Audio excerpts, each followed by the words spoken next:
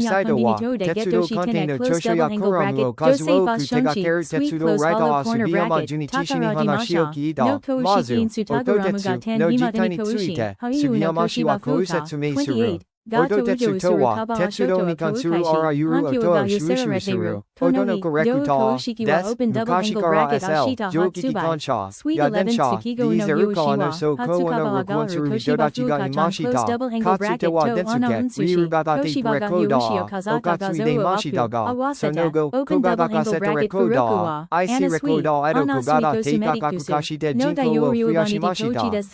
最近は機材価格の低下もあって動画の人が増えていますが、音鉄の一定数います。録音対象は車掌さんの車内放送や駅メロディへと広がっていますね。杉山氏、以下どう